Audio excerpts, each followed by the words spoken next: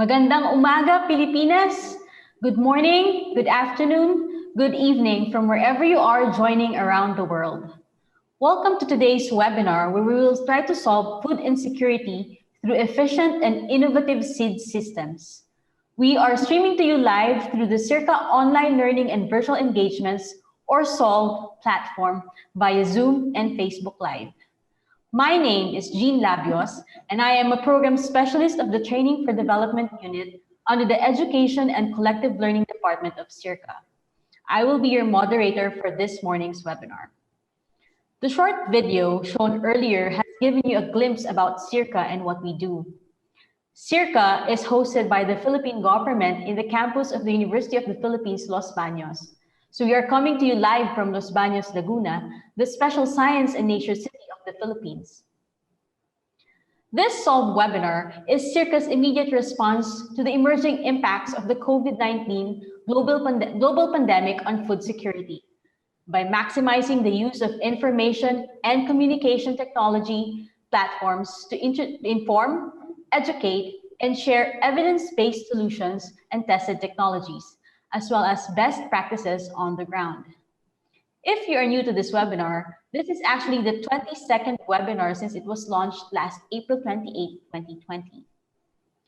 In this webinar today, we will be joined by experts who will share their experiences and insights on strengthening seed industry systems in Southeast Asia.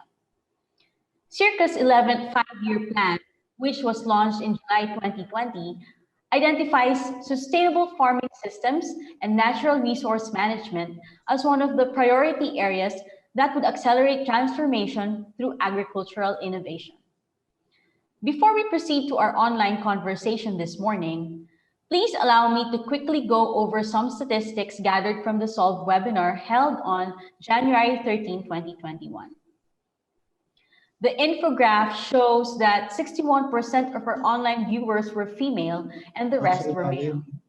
It also indicates that almost 200 individuals tuned in via Zoom, while more than 500 viewed the webinar through SEARCA's Facebook page. Lastly, we are happy to note that we've had online attendees from the Philippines, Cambodia, Indonesia, Thailand, Timor-Leste, US, UK, and Vietnam. Let me now quickly go over the program flow, which is currently shown on your screen. After my introduction and a few housekeeping rules, we will have our first speaker, Dr. Siang Hee Tan, who is the Executive Director of CropLife Asia in Singapore. Dr. Tan will discuss CropLife Asia's seeds program through the issues impacting the growth of the industry and the strategies to address these barriers. Dr. Marianne Syok, Public Affairs Lead of East-West Seed International, follows with her presentation on the contribution of East-West Seed International to achieving the Sustainable Development Goals. Our final presenter, Mr. Ruel Gesmundo, Chief of the Philippine Department of Agriculture's Bureau of Plant Industry, National Seed Quality Control Services, or BPI NSQCS. He will be discussing the role of seed quality control in seed systems. I know you are all excited to learn about what our speakers have to say, but first, let me encourage you to send us your questions. How to do this? For those of you who are tuned in via SEARCA's Facebook page, you may type your questions in the comments section. Kindly indicate your location now and or country of origin. If you are tuned in via Zoom, please post your questions or comments in the Q&A box, which you will find in the menu bar on your screen. Kindly indicate your location and or country of origin as well. Our SOLVE team will collate, curate, and compile those questions for me, and I will convey them to our speakers. Hopefully, we will be able to cover as many questions as we can in the time remaining. Please be clear when you are posing a question to a specific presenter or if it is a general question that anybody can respond to.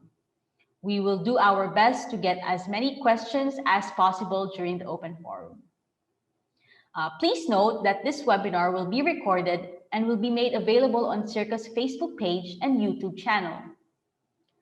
Today's presentations will be uploaded on SEARCA's website at www.searca.org. That is www.searca.org. The slides shown during the past webinars have already been posted there. For your social media posts, especially on insights or takeaways from this webinar, please use the hashtag SEARCASolve. If you have issues or are experiencing technical difficulties with the Zoom online platform, please contact us at solve@searca.org. Moving on to today's presentations, our first speaker is Dr. Siang Hee Tan. He is the current Executive Director of CropLife Asia, where he is responsible for directing crop protection, seeds, intellectual property, and biotechnology, as well as communications and outreach programs in 15 Asian countries. He established the University Putra Malaysia's Genome Center and managed 2 startup ventures on developing bioinformatics software and prenatal genetic testing. He was also affiliated with the Malaysian conglomerate Sime Darby, where he established a biotechnology section, managed a project on large-scale farming, and developed an agri-entrepreneur program.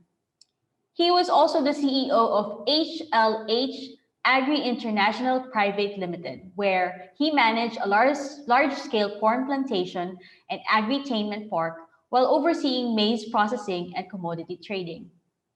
Dr. Tan holds a bachelor's degree in plant pathology from the University Pertanian Malaysia, a master's degree in genetic engineering from University Putra Malaysia, and a PhD in molecular biology, plant virus from Okayama University in Japan. Here to present the seeds program of CropLife Asia, please welcome Dr. Siang Hee Tan.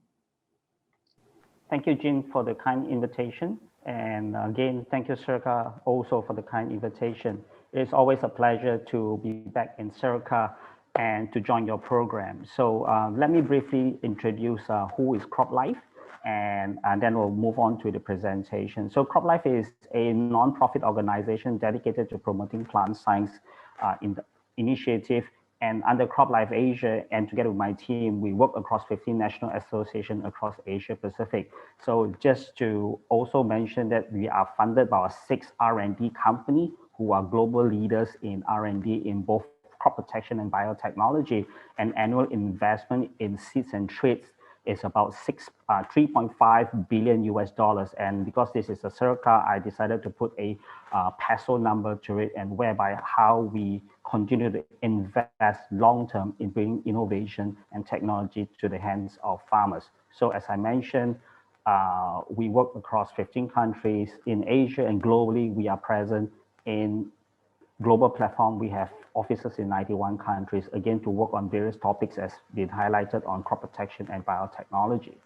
So we are the voice of the industry, and together with stakeholders to advocate for the license to operate in the plant science industry, we champion the discussion on how do we get innovation into the hands of farmers? How do we support biotechnologists, just like working closely with BPI in introducing the new technology into the hands of farmers in the Philippines and across the world. So again, trying to mitigate the SDG component. How do we proactively engage in providing safe and secure food by introducing new innovative science and technology to contribute to food security and improve the living standards, all in an economically, socially, environmentally sustainable manner. And this is double crucial in the current COVID situation. So prior to this, I was a farmer myself. This is all, I work on muskmelon in Japan, and everybody keeps saying, why melon can sell so expensive? The seeds is so expensive. Why continue we invest in, we meaning the farmers continue to farm? And these are the farms that I work on, 900 hectares of corn in Malaysia. I subsequently did another 4,000 hectares of corn in Cambodia. And this is the aeroponic farm that I run. And if you look at it, the baseline is seeds. As we move into ag innovation, you're seeing robotics, you're seeing new technology introducing. No matter you're planting in vertical farming or you're outside, the core is how do we deliver the best genetics into the seeds through plant breeding innovation, through traditional breeding, and etc. And we as human civilization has evolved with the genetics, and this is the pure input that is and will ensure farmers capture its full genetic value to capture the crop and produce so that he can market to society, because consumer demands very high in terms of homogeneity, in terms of size, in terms of sweetness. This is through years and years of breeding that the farmers, the breeders, whether it's field maize, whether it's field rice, whether even down to Caribou Center, is all down to bringing genetics to the hands of farmers so that they can value capture the genetics that they can plant out and get the crop to the quality and size that the market demands. So this is where our R&D is focusing on, is getting the genetic traits into the farming. However, this is easy, is on video, but across Asia Pacific, a lot of regulation are still in transient. A lot of economy are still moving ahead. We see BPI and working very actively in doing regulatory changes, but across Asia Pacific, during this COVID, and has double whammy in the sense that has aggravated the problem from seed movement, SPS requirement in seed standards. We are seeing a lot of mixed differentiation in terms of regulation between getting seeds moving from Indonesia, even from to Philippines or from Thailand into Vietnam. There are different standards across different countries. And as you know, Philippines has good production hub, Thailand has good production hub, as our colleague from East West will tell you about it. So there are different regulations that is impeding the movement of both breeding population, how we integrate good genetics into a local population that has been adapted under the local climate, and etc. And going back as the variety protection, there are different regulatory requirements. And also right now we're seeing a lot of illegal seeds, violation of IP. Again, whether it's Los Baños, R&D, whether it's the companies that are selling seeds are seeing a lot of illegal seeds being produced and manufactured without paying due respect to the innovation and hard work of the plant breeders that has put in. And we're seeing new technology coming into place, whether it's an oil palm, etc., to bring genetics into the new level. Variety registration, we're also seeing a mixed bag of requirement and protection in terms of variety registration or PVP registration, whether it's UPOF 91 and 77. So there are a lot of challenges that we see across the region. So some of the issues, again, going that is outdated seed policies that we're seeing, from seed movement to seed certification, even down to the level of corn. What is the definition of 1,000 seeds in corn? What is the definition of our, what you call, innate method screening in terms of seed quality and seed, etc. So plant variety IP, so there are different regulations. Countries are very unpredictable in terms of licensing, unpredictable in timeline, lack of harmonization of seed movement across border, complicated importing requirements, delay in acquiring, and this has, I'll show you a data afterwards and see, this has been exacerbated due to COVID. Illegal seeds is also another thing that we work very closely with BPI and the regulators in many countries across Asia Pacific. So this is just to share, this report came from APSA. On the right-hand side, you are seeing that acquiring import permit, acquiring export permit, acquiring phytosanitary, finding what you call custom clearance at port, especially during this COVID season, because manpower has deteriorated. A lot of countries have no e-submission system. So we're going to see a lot of dislocation in the early days of COVID last year, but things have improved. But this has, again, put an overlay difficulty for our members in terms of moving trades, moving seeds across to supply to various countries, getting the seeds into the hands of farmers in a timely manner.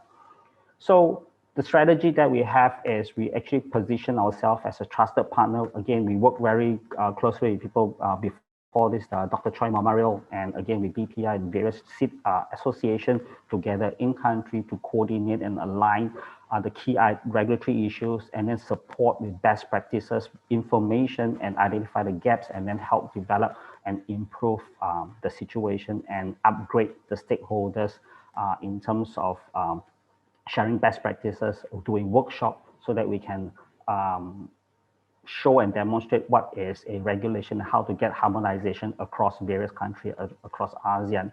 So again, working with international standards for phytosanitary measures is also trying to raise a homogeneity among ASEAN. Despite ASEAN 2015, a single-tax economy, there's a lot of pieces of seeds that are regulations are not in tandem across countries that we can trade intra-ASEAN as one economic sector. So again, working very closely with ASEAN Secretariat has been our core agenda for the last couple of years. So across network, we collaborate with different countries to help region. ASEAN +3 is a good example whereby we bring Japanese what they call governments into the picture, because they are very developed in the seeds regulation, also sharing some best practices across different countries through ASEAN training, and all country to country sharing best practices so that they can see what is the best practice. I think, again, ASEAN also has been sending regulators across to various countries to see how to improve and step up on its regulation in terms in the sector. So having said that, we partner with various people across the region, with APARI, APSA. We cannot do this alone because the country team knows what is the gap, and then we as an industry have some of the best practices, and we also bring the US best practices, whether it's seed testing that requirement, FAO requirement, international seed standards, and bring them, gel them together, and try to bring ASEAN into an integrated format that we can move seeds across ASEAN, whether it's from breeding population, our what do you call breeder seeds, so that we can produce in local countries and then be able to produce seeds to be shared across ASEAN, because we have a similar agroclimatic situation whereby we can benefit from the genetics and also the short time to go to market to bring the seeds, advanced seeds in the hands of farmers, and cutting down the red tape to introduce new seeds into the system. That is where, again, going back is to help farmers get the best seeds for their particular season that are already bred for adaptation mitigation of climate change, and etc. So this is the strategic alliance that CropLife Asia works across the network. It is not only us, it's only through community work through ASEAN and with various stakeholders that we can help to uplift the standard and enable the borders, a more open border for seed movement, and raise the standard to reduce the cumbersome of different trade requirements so that we can move seeds into the hands of farmers as effectively. You know, going back is why everybody wants an iPhone the next day US launches, but why the Asian farmers are not getting the new seeds that develop in a particular country into the hands of farmers the next season. And why can't we move genetics into a country that way we can inbred into the local variety to make the local variety much more progressive, much more yielding, better defense against plant and diseases.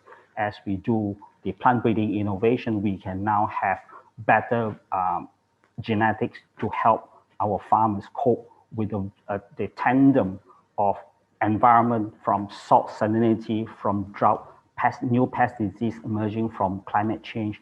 So the environment is changing much more quicker, and therefore we need to work with regulators to enable the environment to bring these seeds to help farmers to cope with their demand on the ground. So every country has different climate challenges. So therefore, through breeding population, that we can segregate good population to address the concerns or the needs of the farmers. It can be from nutrient perspective, it can be genetic perspective in better harvest, better harmonized food structure, etc. So there are various, that's why we invest continuous in the traits and seeds to bring different segment of quality traits into the hands of farmers. Again, collectively, with different associations across the region, we try to deliver and upgrade the whole system so that we can expedite in moving the correct traits and technology into the hands of farmers.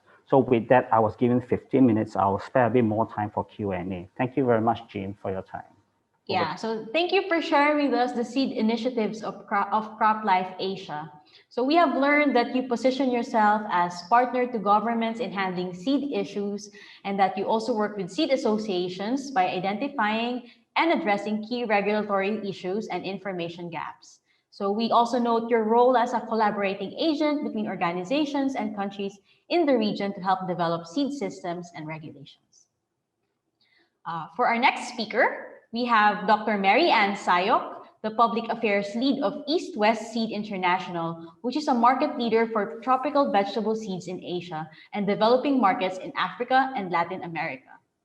Dr. Sayoc is active in the local and international seed sector and has 20 years of professional experience in the seed industry.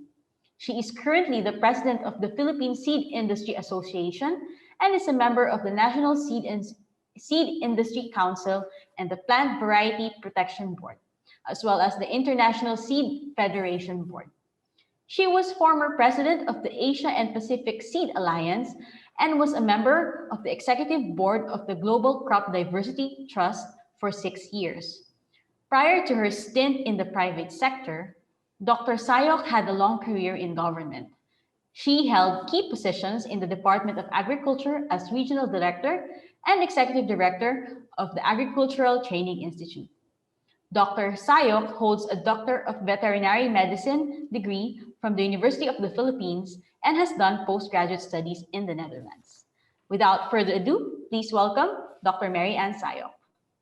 Thank you very much, Jean, for the kind introduction. And good morning, good afternoon, and good evening to our audience, wherever you are. I would like to thank SEARCA for inviting me to be a part of this webinar series. It gives me great pleasure to share our company's contribution to solving food insecurity and contributing to the Sustainable Development Goals through an efficient and innovative seed system.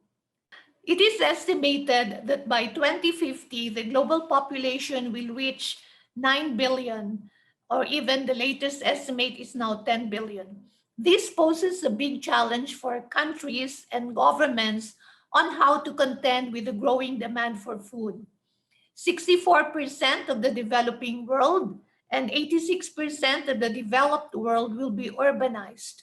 There will be more and more people living in the cities, driving food demand.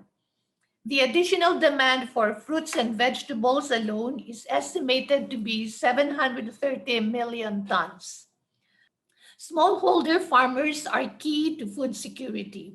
They grow food in less than 2 hectares of land, and they represent the most important sector in food production. 8.5 out of 10 farm holdings in the global structure are under 2 hectares. 88% of the world's farm holdings are located in tropical Asia and Africa, regions which are critical for food security and have the largest underexplored potential for yield increase. Vegetables are high-value crops and provide farmers abundant opportunities for income diversification and higher productivity. As we all know, vegetables are essential sources of micronutrients and therefore important for the nutrition and health of a rapidly growing and urbanizing population.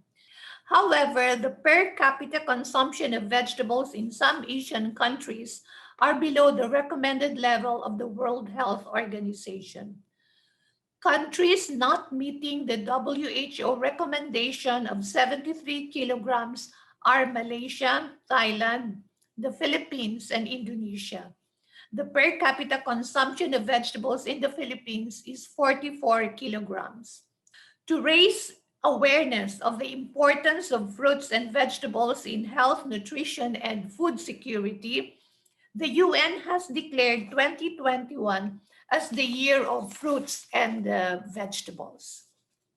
Let me give you a brief introduction of East West Seed. The company was first established in the Philippines in 1982 by Simon Groot, a 6th-generation Dutch seedsman, and Benito Domingo, a Filipino seed trader. Together with young plant breeders from Wageningen University and the University of the Philippines in Los Baños, they introduced market-oriented breeding and came up with the first hybrid vegetables in Southeast Asia.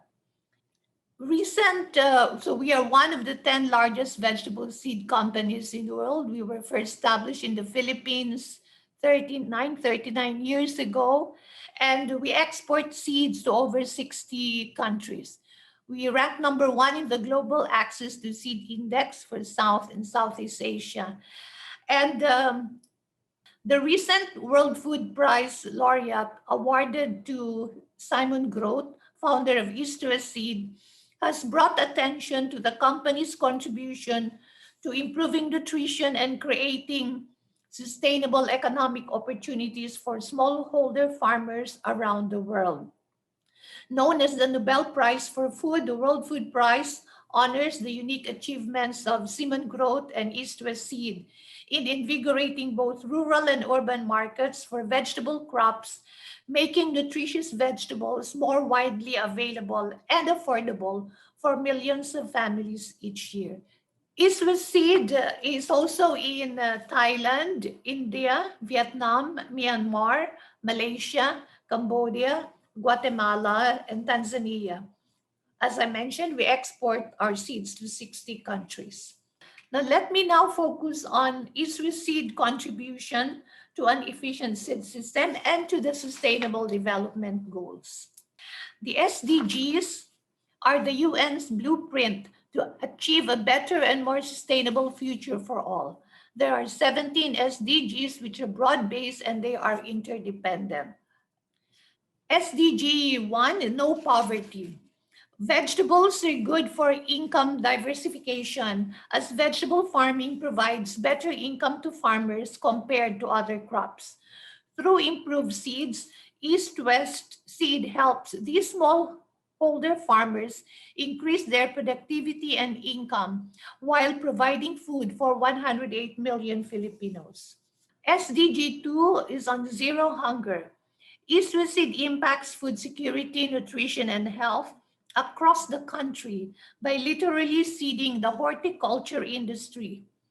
Vegetables provide not only the calories, but also micronutrients to combat hidden hunger. Vegetables provide diversity in the diet and help maintain sustainable lifestyles. We will discuss the nutraceuticals in the next slide.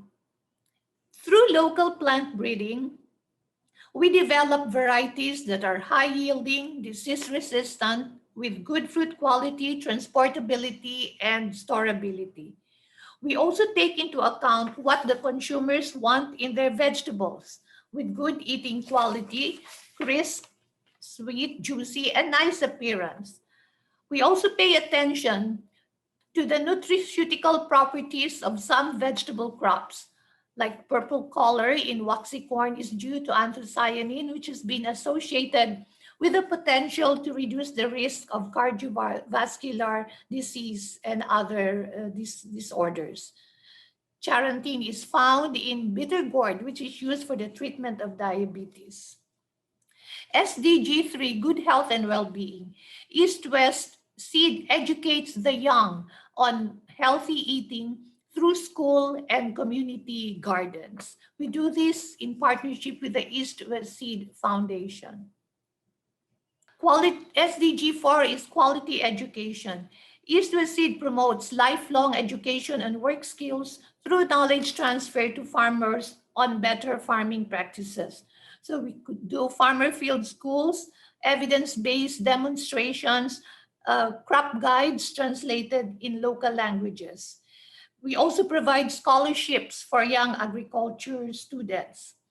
East-West Seed. Okay, so these are some of the trainings that we conduct across the country with a strong involvement of the LGUs and other partner organizations. East-West Seed engages the youth in projects and activities that will get them more interested in agriculture, like the Innovation Olympics. I think 2 years ago, we had held one, and now we are into the second version of the Innovation Olympics, and we're doing this in partnership with SEARCA. So with the theme Precision Agriculture for Small-Scale Vegetable Farming, this Innovation Olympics encourages students to take part in shaping the new normal in food and agriculture system with technology solutions.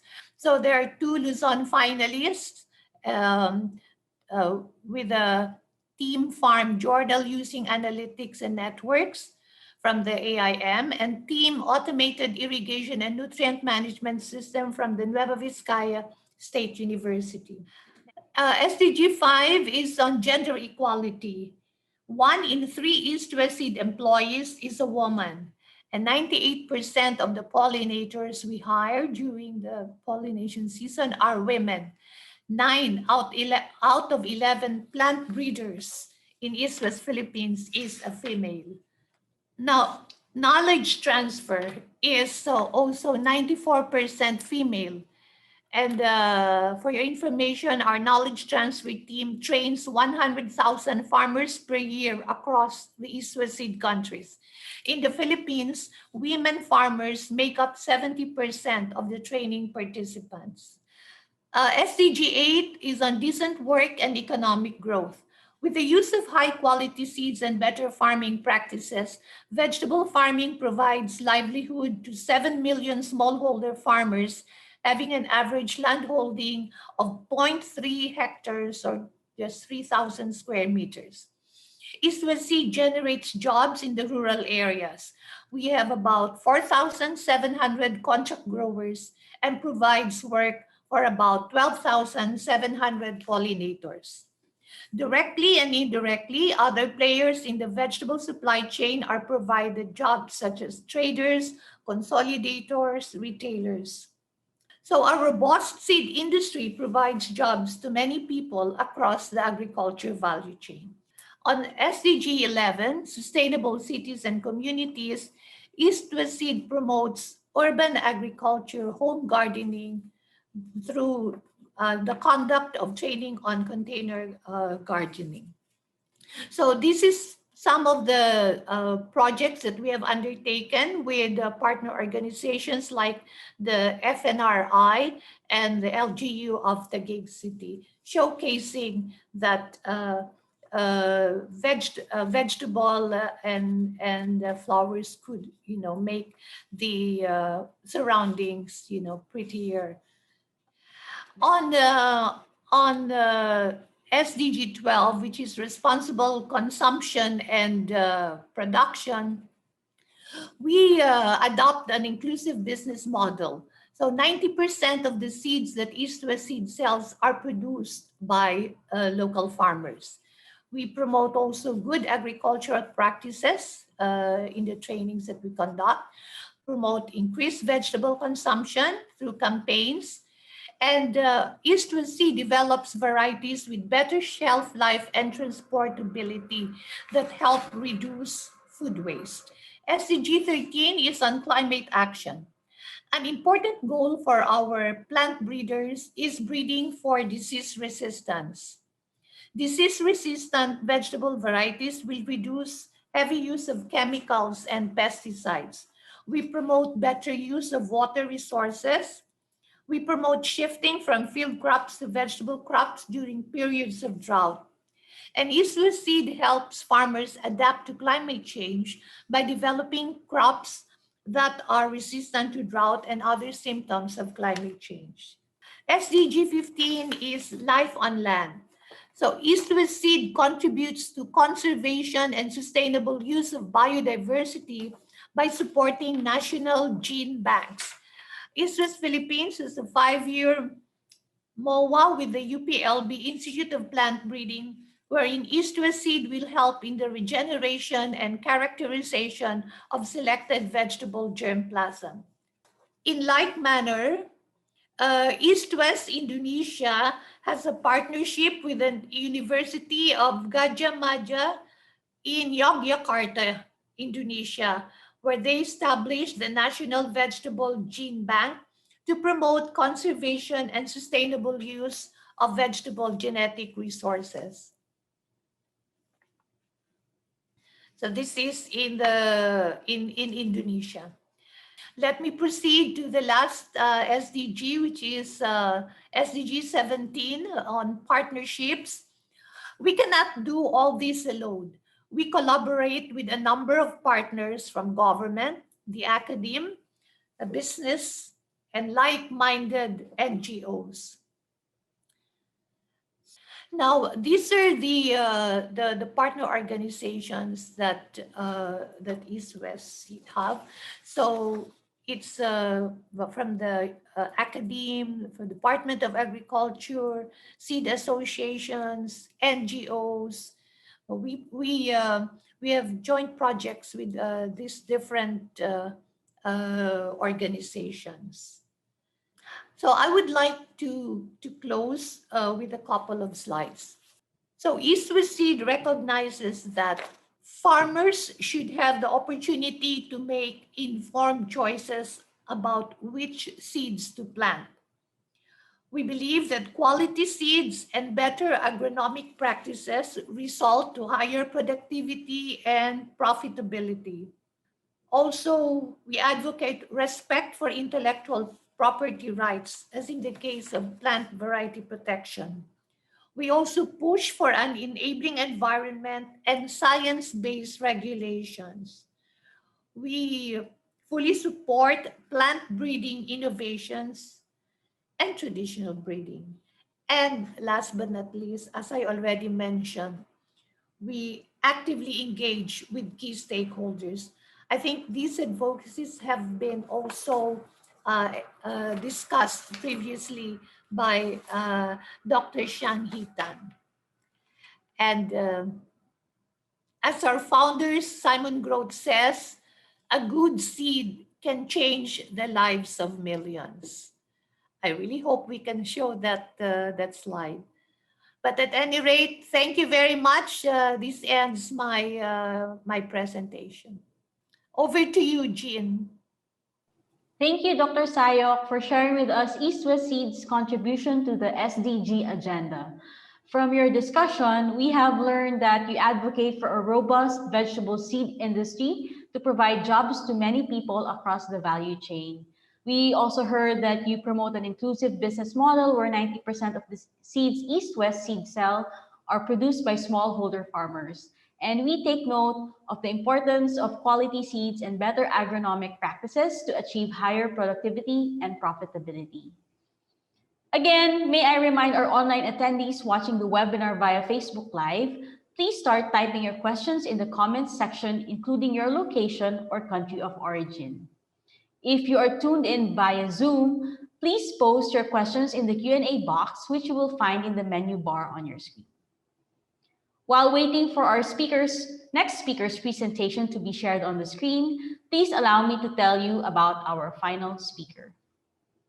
Mr. Ruel Gesmundo is the Chief of the Department of Agriculture's Bureau of Plant Industry National Seed Quality Control Services, or BPI NSQCS, for 10 years already.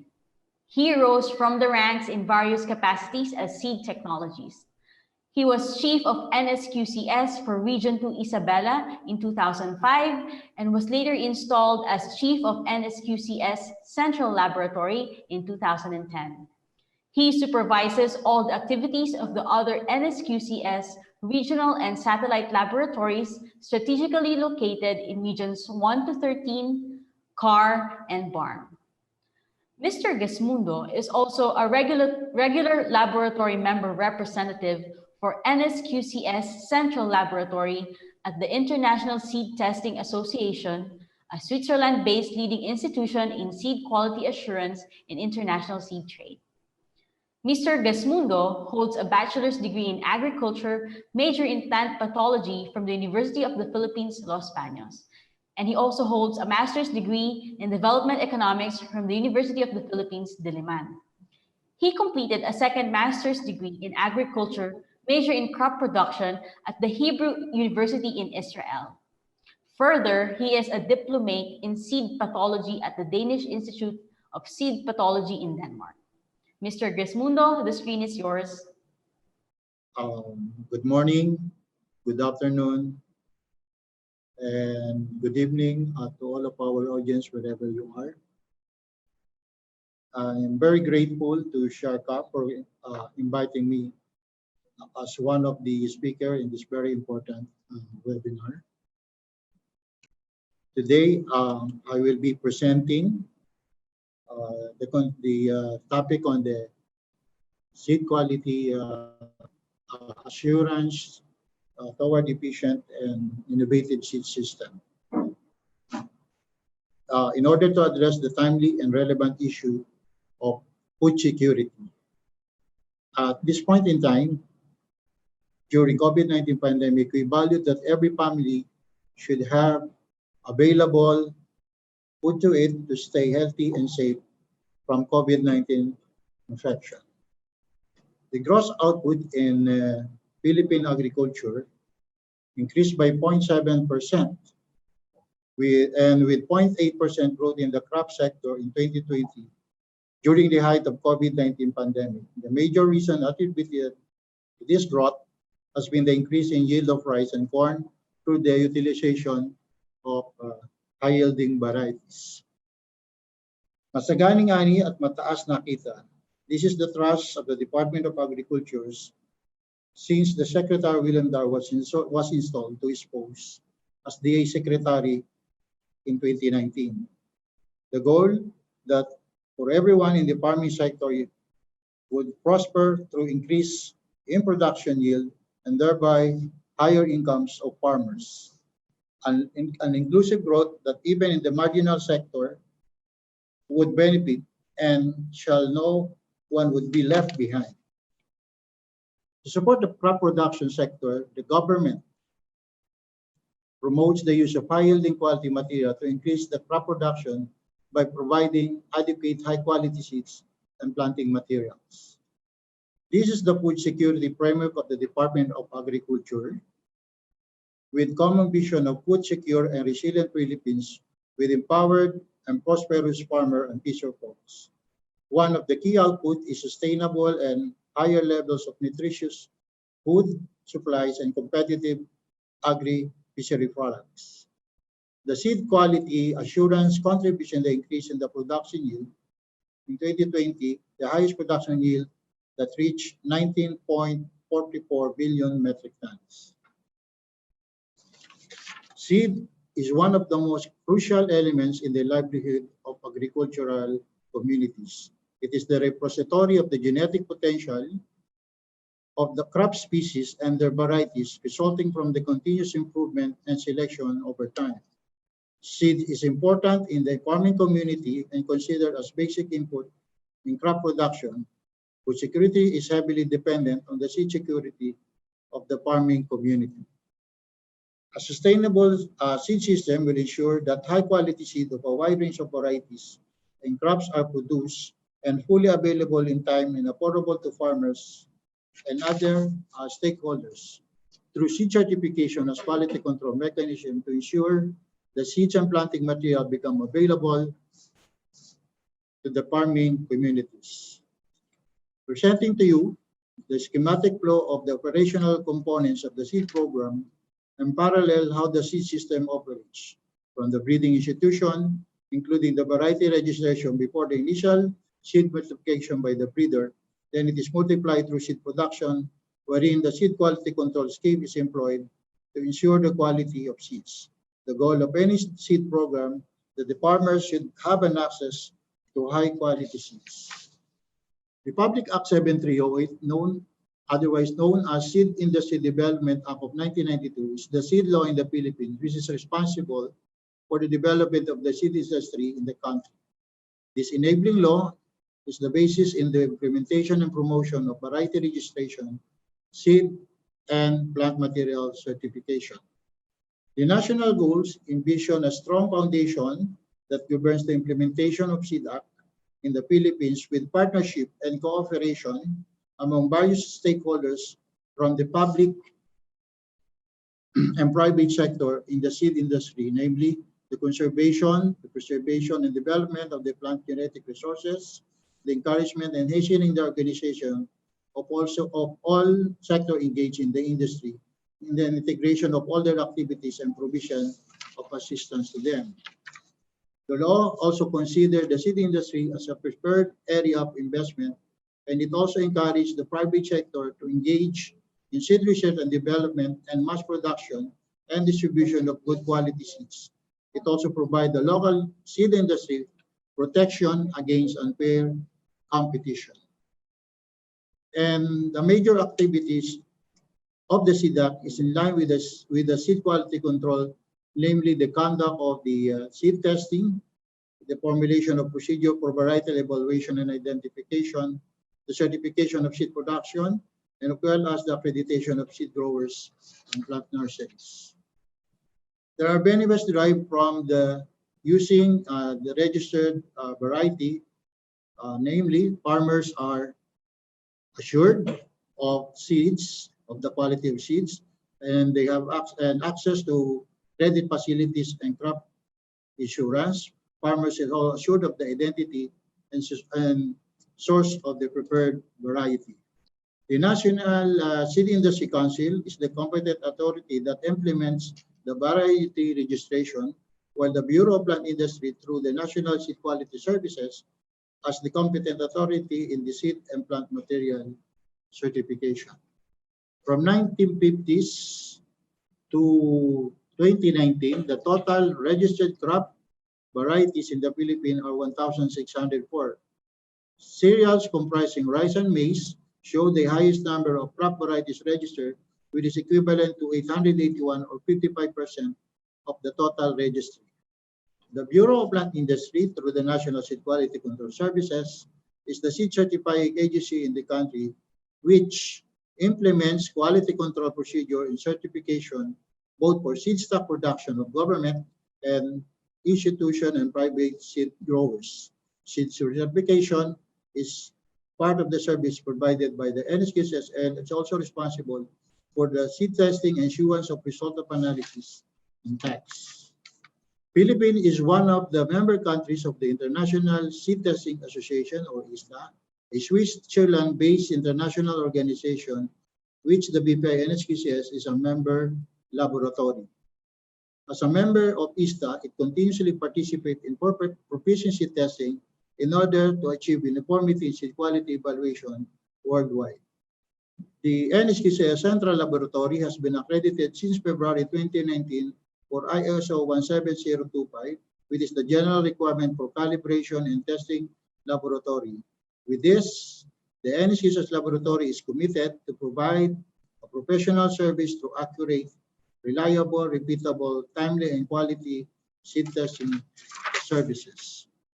The National Seed Quality Control Services has 25 laboratories located strategically all over the Philippines in order to be closer and accessible to major seed production areas and serve our clientele. As part of seed quality assurance scheme in the country, the seed certification is one of, as I've said, the services being offered by BPI NSQCS, which is a system of seed production that is geared toward maintaining genetic identity, varietal purity, and standards of quality seeds for superior crop varieties. The purpose of seed certification is to make high-quality seeds available and accessible to farmers. With this, 10 to 15% increase in crop yield can be realized, especially for crops like inbred rice. And the benefit of using high-quality seeds that are certified by NSQCS are vigorous seedling with faster growth rate with at least germination of 15% and uniform growth and uniform transplant. The average yield when using inbred certified CHIP01 is about 4.54 metric tons per hectare, higher compared to farmer home safe seeds of 3.5 metric ton per hectare and traditional seeds of about 2.13 metric ton per hectare. As our partner, the seed inspectors are the principal contact between the Bureau of Plant Industry as a certifying agency and our seed grower. The seed inspectors serve as the front line in the seed certification activity. They serve as the bridge between the seed testing laboratory and our seed producer or seed growers. They conduct farm field validation, field inspection, sampling, and seed tagging.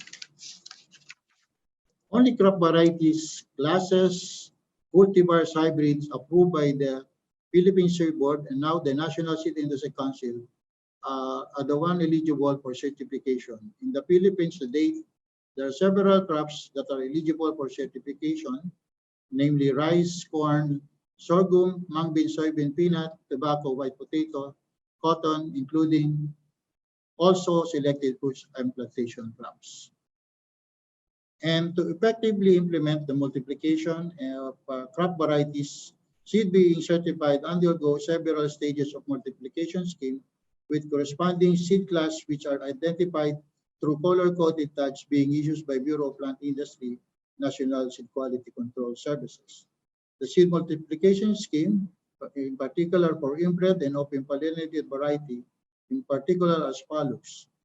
Breeder seeds, which is the first stage of multiplication with colored white tag, and the foundation seed, which is the second stage of the multiplication with colored red tag, and the third stage of multiplication, which is the registered seed, in which the tag color is green, and the certified seeds, which is the fourth stage of multiplication coming from breeder seed, foundation, or registered seeds, in which the color of the certification tag is blue.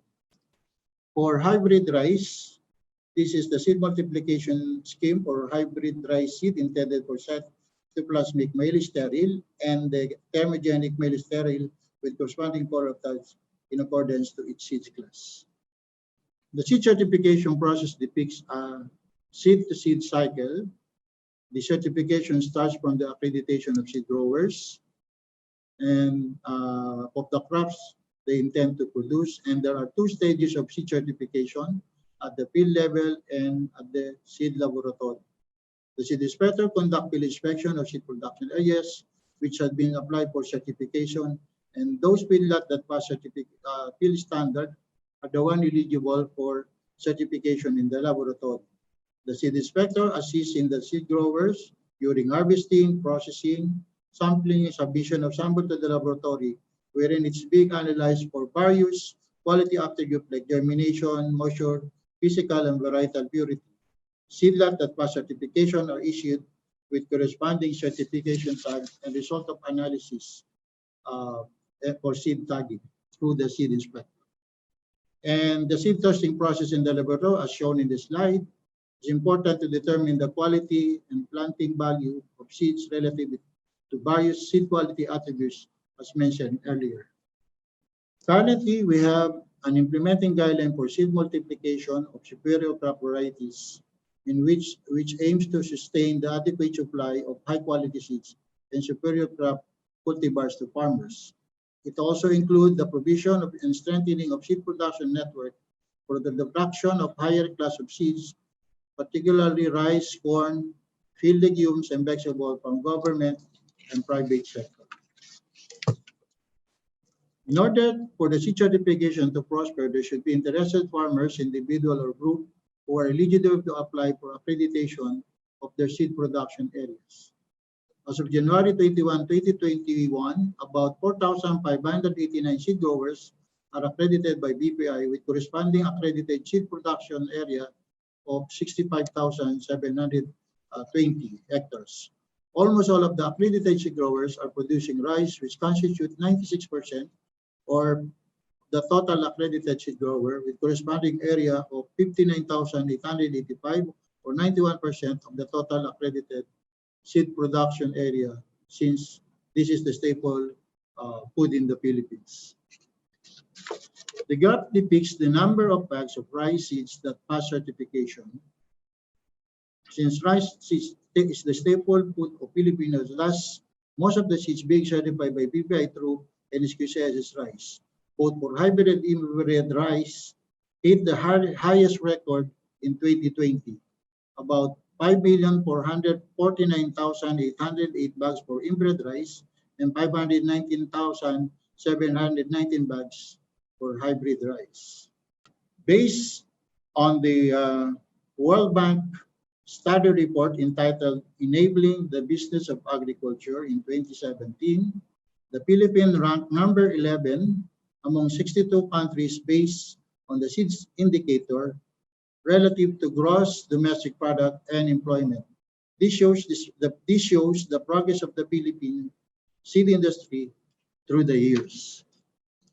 The seed quality assurance being implemented by BPI through seed certification is in line with the holistic approach of the Department of Agriculture transformation as one DA. The PPI is in support with the 12 strategies for the attainment of the whole DA transformation and adhere in addressing food security through efficient and innovative system, namely the following. First, the farm clustering via hanging agriculture, province-led agricultural fisheries extension system. 3, the agro-industrial business corridors. And 4 is infrastructure investment, then post-harvest processing, logistic and marketing support, the digital agriculture, the climate change, adaptation and mitigation measure, the mobilization and empowerment of partners to attain scale, the global trade, export, development and promotion, food safety and regulation, ease of doing business and transparent procurement. And last, strategic communication support. This is the message of Secretary William Dar for the holistic transformation. He is encouraging people to work in synergy as formula to success by combining also efforts, talents, insight, attributes, enthusiasm, and inspiration to work together. Secretary Dar believes that the DA family, together with the other stakeholders and partners, will endeavor to work together this 2021 so that the fishery agri-sector the agri-fishery sector can survive, reboot, and grow under the new normal and enhance its contribution to nation building. This concludes my presentation. Thank you very much. Thank you for sharing the value of seed quality assurance, Mr. Gesmundo. We learned that seed quality control plays a vital role in the seed system to ensure the availability of high-quality seeds and its accessibility to farmers. The use of such high-quality seeds results to an increase in production yield, which goes in line with the Department of Agriculture's campaign for Masaganang Ani, Mataas na Kita, which is the common vision for the country's food security. With that, let us now move on to the open forum. The first question is directed to Dr. Tan, and the question is, what is APSA's action on the emergence of tomato rugose virus that surely will make international seed movement difficult? I think it is all a concern to everybody, and it's collective work together with government. It's not only APSA. Is again, just like COVID, how do we sensitize the local phytosanitary authorities, and how do we get the detection up as a pre-export and also post-importation requirement? So I think everybody is energized and is well aware of this to protect and to get clean materials before certified and also post-border import to also recertify them to ensure that you have the seeds that the correct approved and certified seeds are being imported. That is where we need to really have a strong customs, not to allow brown bags, illegal, non-certified seeds that may be contaminated with the virus to come in. My PhD was in cucumber green mottle virus, and it took us many years to develop attenuated virus to sort of a vaccine to protect the melon in Japan. If not, the whole melon industry will have collapsed if without a good phytosanitary requirement and scanning and also testing methodology. So again, working with multi-stakeholders, working the borders, working with the phytosanitary officers are critical to mitigate the risk. Thank you. Thank you, Dr. Tan. So that is, you raised that it is in everyone's concern to protect and get clean materials to doing cross-border imports. And so there is a need for strong customs to filter in contaminated seeds. We have, our next question is coming from Dr. Glenn B. Gregorio, our center director, and he will ask his question live. Dr. Gregorio. Thank you, Jean, and good morning to everyone. Good morning, good afternoon, and good evening. Thank you for the speaker, Dr. Tan, of course, Marianne Syok, and of course, my batchmate, Ruel Gesmundo for this talk. This is very relevant today and even in the future. My question is particularly para sa lahat ito, for all of you, but with the present scenario of the different countries' plant varietal protection, seed exchange policy, it's complicated, country by country is different. You have also mentioned by Dr. Tan about the custom. How can CropLife or how can the NSQCS help? Example, if I'll start a business, a seed business industry, start from zero, to how would you support, how would you encourage, or you will discourage not to start at all because it's too complicated? So how would we support any local seed industry? Because my inspiration, or most of the inspiration, is like what happened to Simon Groot and the team who started, that's 1983 and 1984, and that's still possible. But now, if you start now, is there a chance that you will grow, or it will be very discouraging to start a seed business or seed research or varietal development? Thank you. Okay, we can have Mr. Gesmundo to answer first, if you wish, sir.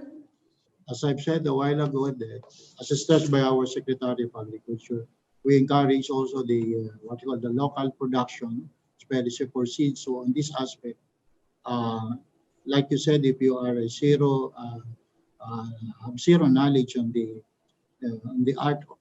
aspect of seed production, we're offering the various training courses for prospective seed grower, wherein this will it will discuss the guidelines and all aspect on the seed production system. And also the government is also providing technical assistance for prospective seed growers if they are interested to become seed growers. And this assistance extends not only from the national but also to the regional, including also the local government unit. And right now, since the demand for seed is still very high, so it is an area of investment that is going to be very profitable. And we are actually encouraging people to venture into seed production, both from individual and group as well. Okay, How go, about, Jimmy. Ruel, if we will not seed production, but if you go for breeding, develop new varieties, if you will want to have a startup business on that, how would you encourage, or are you going to discourage it because it's very complicated to acquire germplasm for the moment? Thank you. Yeah, actually, we have what we call the Bureau, the National Industry Council, in particular, are encouraging the plant breeder to participate in the development of new variety. Actually, we last 2 years, I think it was 2 years ago that we sponsored what you call the search, we sponsored an incentive-based system award for those breeders, both individual and group, that are able to register their variety to the National Seed Industry Council.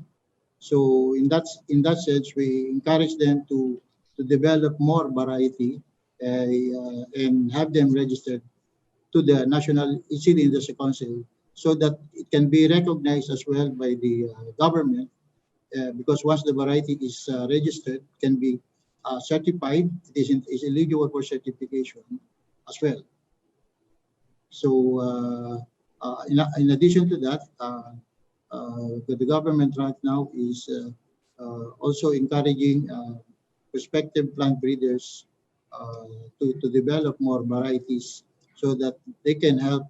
We can have more varieties She also, in fact, you're familiar sa Glenn, no? In the next gen project, wherein this is one area wherein we are encouraging the development of new varieties, like rice, so that those old varieties that have been there for so long, maybe it's high time to develop a new one that will provide more higher yield, better quality, those quality of attributes that will benefit more the farmers. Thank you, Sir Ruel. So, as you said, DA encourages local production and offers training courses for prospective seed growers, and that you also provide technical assistance for seed growers, and you encourage plant breeders to develop new varieties, actually.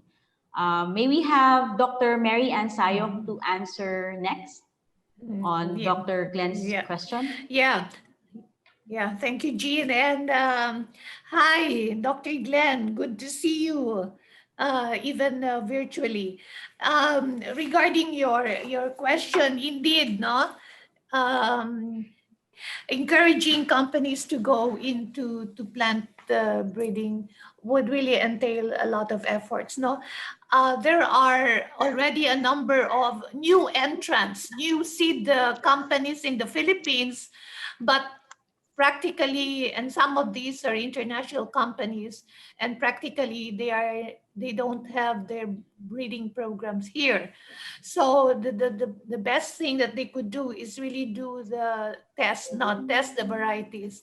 But I think to be able to encourage more breeding companies not to invest in the Philippines is to really have a good plant variety protection law, and possibly even membership to the UPOV. And this is what the PSIA and even CropLife are actually pushing. And you're right, you know, there are so many issues, no, barriers, no, confronting the seed industry.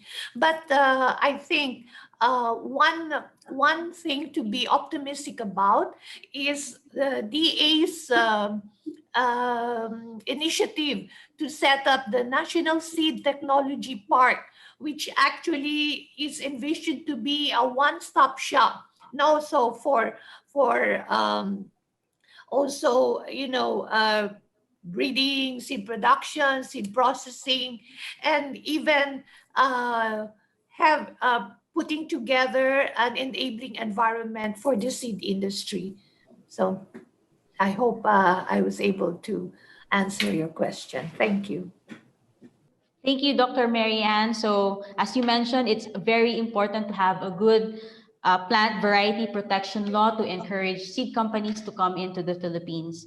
And this is something that PSIA and CropLife also pushes for, which leads us to Dr. Tan. Would you like to answer Dr. Glenn's question next? Thank you, Dr. Glenn. Thank you. It's been my pleasure to see you the first time. Thank you for inviting me. And of course, my team has been working very closely with SEARCA over the years, and it's always a pleasure to support you. So I think both Mr. Ruel and also Dr. Mary has put a lot of fundamental onto why we should support any startup. I worked from a company previous before my life in CropLife was to acquire seed companies in Thailand, Indonesia, and also China. Reason being is because Malaysia didn't have a seed company, especially on seeds and in vegetable seeds and meats. So having said that, there is no endpoint for a technology like seeds. Seeds is eternity. Seeds is the foundation of life. So no matter, so as a startup company, just like Sir Ruel said, you know, you can start small in the Philippines first and not deal with the international regulation. Just start up in Philippines to supply the local market. That is one sector of the startup, so to speak. But then as you evolve into technology, that's where the international company comes in, is to look at molecular breeding. We are looking at population breeding. Those are the next step with more investment as your company grows. So you need to look at whether you want to go into open pollinated variety or hybrid varieties. Those are different germplasm, different technology, different color breeders. So going back to your question, yes, the opportunity is always there. It is up to the market to promote which sector they want to go in and what type of seeds and vegetables. They just like East West, they're looking at a whole range of seeds. Like my members, we focus on corn, canola, soy, cotton, very focused. The genetics is there. We have the technology to apply. So again, it goes back to what is your startup's mission? Where does it want to go to market? So there are opportunities, but fundamentally, we need to have a good sound regulation in place, whether it's from PVP and licensing. You know, again, going back to field maize, field rice, there are a lot of breeding there. How can commercial people come in and license those into the commercialization? This will then shorten the time for them to go and do their own breeding. This is again going back to Sir Ruel. There's a lot of promotion done by the government. How do we access those germplasm, access those traits, and make it better through other commercial breeding, which will get them to the speed and go to market? So again, the fundamental going is that we need functional PVP regulation that will benefit both the breeders, benefit the industry, and get good materials into the hands of farmers with the correct certification. I applaud Dr. Ruel. Your certification, your number 12 world ranking is really awesome. And this is what we want to get Philippines industry to. Thank you. Thank you, Dr. Tan. So as you highlighted, you mentioned Sir Ruel's point where businesses can start small, but if they want to go international, they have to evolve into technology such as molecular breeding, and that they have to identify where they want to market, and that a sound regulation in place is needed for to entice seed companies to come in.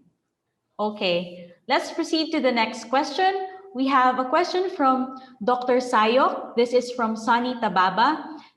He said, congratulations to East West's many works to help the communities and contribute to SDGs.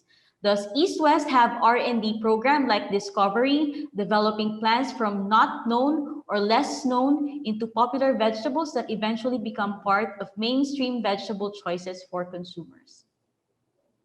Dr. Marianne? Yeah, thank you, Jean. I have actually typed my answer, but I could repeat it. Yes, thank you, Sunny, for the question.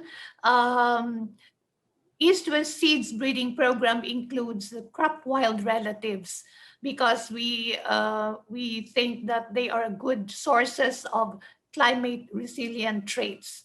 So yes, so these are what you say less known or not known. We call them the crop wild relatives. And I said in my answer that we have our genetic resources manager, Dr. Marilyn Bellarmino, in the audience. She might want to elaborate on that. Thank you. Thank you, Dr. Sayoc. Do we have? Okay, so let's just proceed to the next question. We have a question from Facebook, and this is for Dr. Sayoc and Mr. Gesmundo. This is from Eufemio Rasco. Is anyone working in a big way in the Philippines to produce quality seed of grain legumes? What is the scale? Let's have Dr. Sayoc first. Okay, thank you. Thank you, Dr. Rasco, for the question. Not on a large scale. Like when we talk about mung bean, I think you're familiar with the East West actually also goes into producing mung bean seeds, but we could not compete with the price. So the price for that we buy from our seed producers are actually higher than what is locally available in the market. So this is still really a concern and something to look into. But if I may share what the discussions we have in the National Seed Technology Park, because PSIA is very much involved in this project. There would be a special focus on legume seed production for like mung beans and soybean. I hope I answer your question. Thank you. Okay, so you're operating not on a big scale because there's difficulty in competing with prices, but PSIA has a special focus on this. Sir Ruel, would you like to answer next? Thank you, Dr. Rasco, for the question. as of your question regarding the legumes, currently on our accreditation list, we have about a total of 27 seed growers which are accredited for legumes with about seed production area of about 96 hectares, which is still a bit low compared to other crops like rice. So it's not that high, the seed production, the potential seed grower that can produce legumes in the country. So compared to other crops, it's not as very, it's not very high. Okay, Sir Ruel. So as you said, legumes is not as high as compared to other crops like rice. Okay, so let's proceed to the next question. We have a question from Jimenez Agus for Dr. Marianne again. I am interested to the presentation from Dr. Ann about East-West Seeds International. In Timor-Leste, my country, we are dependent on imported seeds, particularly for vegetables. My question is, how can we access this institution to have collaboration on seeds production? Dr. Marianne. Yeah, but thank you for that very interesting question. As of now, we have no physical presence in Timor-Leste, but if there is a market for vegetable seeds, I think we can go into some more discussion because as I said, we also have our companies like in Indonesia, which is quite close. So perhaps we can actually still serve your needs. So I will put in the chat box my email address, and we can communicate regarding this. Thank you. Our fifth question is from Roberto Acosta, and his question is, in the case of hybrid seeds, there is an ongoing discussion between the government and industry on the localization of hybrid rice seed production. The idea is that 100% of hybrid rice seed production should be done locally within the next 5 years. Based on previous decades' experience, do you think this localization initiative is possible, or the Philippines will continue to be dependent on imported hybrid rice seeds to sustain its rice production objectives? Sir Ruel, yes, ma'am.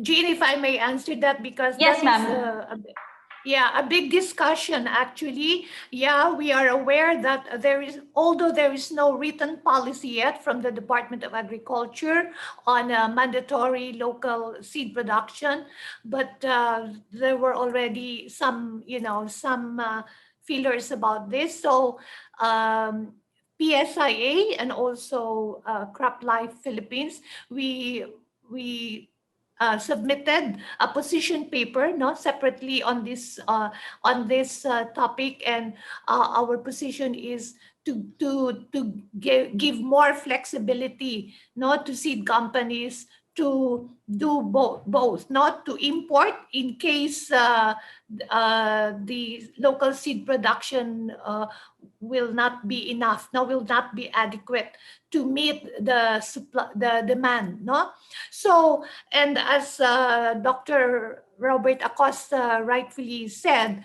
that this will be actually detrimental to the seed industry if 100% mandatory local seed production will be imposed. Because as you see, we don't have the climate for producing all sorts of seeds.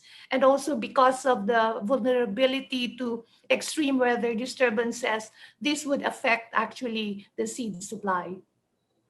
So thank you, Dr. Marianne. So as you said, PSIA and CropLife Philippines, you submitted a position paper on this, where you were requesting to give more flexibility to seed companies. Sir Ruel, would you like to answer this question too? That's really a topic that is ongoing right now already. As it's really a very challenging one, because of the climate that we have in the country. Although there are a lot of variety that can be produced locally, but the question is the production aspect, especially if we are in times, especially when our country is being hit by several calamities. But the idea of having the local seed production in the Philippines is for us to be less dependent on imports. And we recognize also the dilemma of the producer. So within that framework, there should be also flexibility, as Dr. Syed mentioned, it is going to be proposed. So I think I cannot comment fully right now because this is still ongoing. I don't want to preempt the decision of the management. So and anyway, the PSI has already submitted their proposal and it's under evaluation. So that's my answer. Thank you, Sir Ruel. So our next question is from Novi Flores.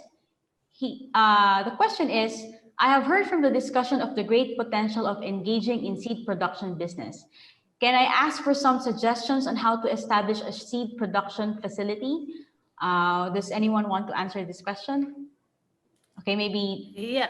Yes, Dr. Marianne. Yeah, well, if I may, in fact, one of the constraints in this mandatory 100% seed production is really seed production is quite complicated. If I may cite the experience of East West Seed, it took us 20 years to establish a real good seed production because you need to look for the suitable production areas and also training the farmers on how to produce quality seeds.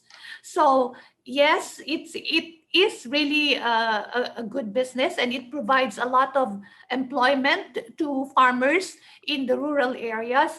But then you need to invest. You need to invest in people. You have to have a very good seed production team and also good relationship with the seed contract farmers.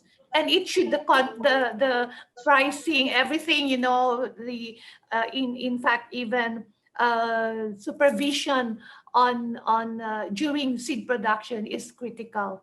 So yeah, if you have all these factors in place, yeah, it could be a good business. Thank you. Thank you, Dr. Sayoc. So as you said, if you want to engage in the seed business, you have to consider production areas and the training of farmers, the facilities, and there has to be investment in people and the seed production team. Okay, our next question is from Ms. Sonny Tababa again for Director Gesmundo. The table presented showed only one accredited seed vegetable grower. Should there be more efforts from BPI to encourage more vegetable accredited seed growers in support to SDGs 2 and 3? Sir Ruel? Yeah, I can see Mav is smiling. Actually, that is also one of our challenges now. One of our biggest challenges, especially for vegetable. We know for the fact that most of especially the temperate ones are not being produced here in the country. So that is and most of the variety, most of the production somehow is also about challenging with respect to some of these vegetables. But then in partnership with the private companies like the PSIAs, the Bureau of Plant Industry is encouraging the seed company to be accredited actually through the BPI accreditation system, so that how do you call it? We can encourage the growth of the vegetable production, seed production in the country. So the BPI now in particular is encouraging through our local producer, including companies, individual, to be accredited, so that we can help them and assist them to promote the vegetable seed production in the country. Thank you, Sir Ruel. There's another question for you. It's from Da Costa Buday. I have heard that there is a requirement for importation. What are the specific requirements to import seed from Philippines to Timor-Leste? How do we request seeds? Relative to the importation of the seed, one of the requirements is the, of course, the clearance from the quarantine, the import sanitary, phytosanitary certificate requirement. That is one of the requirements before one can import seeds. And also that under the law, the seed to be imported has to be registered, and then to be extended to be used for commercial purposes. So it has to be registered and tested in the Philippines before and undergo the national the testing before it can be imported. But primarily, the one requirement for seed is the phytosanitary requirement, and for that particular question. Okay, thank you, Sir Ruel. So for the person who asked the question, Mr. Da Costa Buday, so you have to have a quarantine clearance, a sanitary certification, and the seed that you would like to be imported has to be registered. The next question that we have is asking, how are the small farmers able to access seed production program? How much is the area required for corn seed production for a small-scale farmer? I guess this is something Dr. Tan can answer. I know you have a project on maize processes before. So it depends on how you define small scale. I think I will also rely back on Dr. Mary for some of the feedback. Again, depending on 2.5 hectares or 3.5 hectares, you need to see whether you're planting 40,000 plants per season. That means you need, because you plant 2 seeds in one hole, it means you need 80,000 seeds, and you need to calculate backwards on how many corn seeds do you need. But the problem is if you're up in Barangay or Isabela, who will dry your seeds for you? Because the moment you produce your seeds, you need to dry them, be able to keep them for your following season. Because there are different weather pattern, whether it's in Los Baños and between Ilo, and etc. So as a small farmer, be able to sun dry your seed correctly down to the level that you can keep for the next season. So bearing in mind, when you do your own breeding without the proper genetics, you will not get the yield, the size. Again, going back to one fundamental discussion, when we looked at Indonesia, for example, a farm-safe seeds will not get to the level of quality that you want. So buying a genetically certified with the correct seed coating to protect your seeds to plant will be a better choice, so that you can assure that you can harvest the seeds. So bearing in mind, that's why BPI and etc. are producing national seeds, and also the companies are putting the correct genetics for that, so that the farmer, especially for farmers, do not suffer without any yield or harvest at the end of the day. So it's not that I'm not encouraging, but you need to know the risk of not using certified seeds that will at the end not give you the size, because the collectors will want A size, B size, and etc. And without the proper genetics, you will not get the full genetics potential. I think Dr. Ruel also mentioned to acquire the full genetics of the plant the seed that you sow in the beginning of the season. Thank you. Thank you, Dr. Tan. So you highlighted the importance of using certified seeds to make sure that the corn production that you will have is something of good quality as well, and that you have. Sorry, before that, in the hybrid corn, majority of, I think 100% of corn is planted using hybrid variety. So as you farm safe the other season, your hybrid vigor will drop.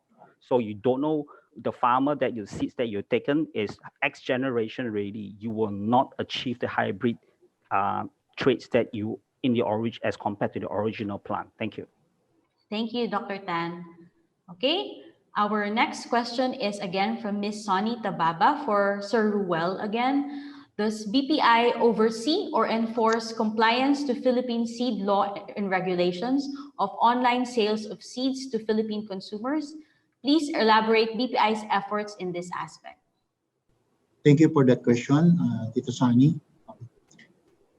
As of the moment, there's no established regulation for online sales of seed, except for, of course, the current one for the requirement of the phytosanitary requirements, especially if the seeds will be coming from abroad. So if ever there will be importation of the material, then it has to pass through the quarantine regulation.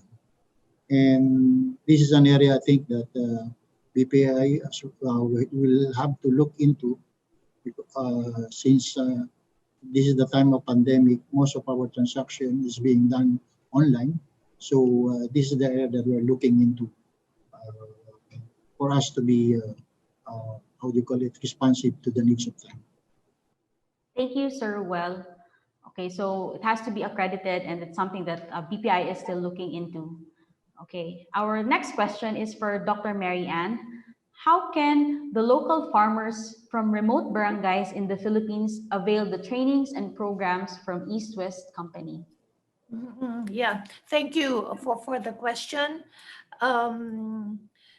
We partner a lot with the LGUs and also with non-government organizations. So if there is a need for training, especially when we talk about farmer field schools, I think it would be good if you could, organize yourselves and communicate with East West, and we'll see how we will be able to find partners for the training. So that's the training that is given by our knowledge transfer. However, the regular sales and marketing activity also provides, farmers classes. So it really depends on the need. But please feel free to communicate with East West Seed regarding this training request. So I think, as I said, Jean, perhaps you could also give, or you can even go to our website, not just East West Seed website for more information. Thank you. Thank you, Dr. Marianne. So we have a few more questions lined, but in the interest of time, we will be sending your comments and questions to our speakers for them to answer. And then we will share them via email to those who ask the questions. Before we close this webinar, may I request our speakers for some closing or takeaway messages? Let's start with Dr. Tan. Thank you very much, SEARCA, for this very informative, seminar. Again, through this seminar, you can see that the collective work between multiple associations with company, private sector, and government, with Dr. Glenn and with the authorities, will build a resilient seed industry, and with proper leadership from the government is critical in leading the whole industry to enable farmers to have secure seeds, certified seeds, and to improve the livelihood of farmers, and at the end, provide safe and affordable food through society. This is where the seed industry works collectively with the multi-stakeholders, and is crucial. Thank you. Thank you, Dr. Tan. Dr. Marianne? Yeah, as we all know, seed is the starting point of any food production. So it is important that we take care of the seed sector, of the seed industry, because this is one sector sometimes which is overlooked. But yeah, it's the starting point of any food system. So, and also for a healthy seed sector, we really need an enabling environment, science-based regulations that have been discussed, and a multi-stakeholder engagement to be able to push for this enabling environment. Thank you. Thank you, Dr. Marianne. And finally, last but not the least, Sir Ruel, your final message. Again, I would like to thank the SEARCA for inviting me as one of the speakers in this webinar.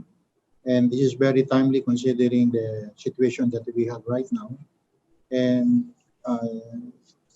as earlier mentioned, it is really very vital inputs in the agricultural productivity, and assuring its quality will help boost the productivity of especially of the farmers, resource scarce farmers.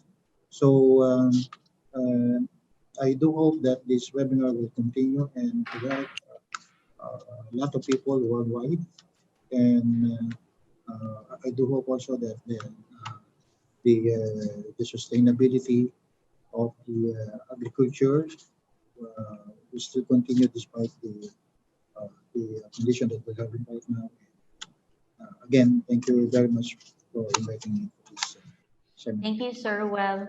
On behalf of SEARCA, led by our director, Dr. Glenn Gregorio, we would like to express our sincere gratitude to Dr. Tan, Dr. Sayoc, and Mr. Gesmundo for taking the time to join us today. It has been a pleasure to have you with us this morning. That ends our webinar, but before we close, please let us know what you think about this webinar by following the link to a quick feedback form shown on your screen. The same link will direct you to the request form for the e-certificate. Your feedback will help us improve our online learning events. Please note that we will only accommodate requests for e-certificates within 24 hours after the end of this webinar. Kindly wait for your e-certificate to be issued at least within a month, as we receive a lot of requests for e-certificates. Thank you for your understanding and your patience. Please join us again for our next online conversation on February 10, 2021, that is 2 weeks from today. We have invited speakers who will discuss biosecurity, an integrated approach towards preventing the spread of infectious diseases in the livestock industry sector. Please don't miss it. Let us help one another get through this COVID-19 pandemic. We hope that as we go along, we will be able to create a community of better, bigger, and smarter farmers and farming communities. Once again, this is Jean Labios for SEARCA. Have a good day, stay healthy, stay safe, and goodbye, everyone.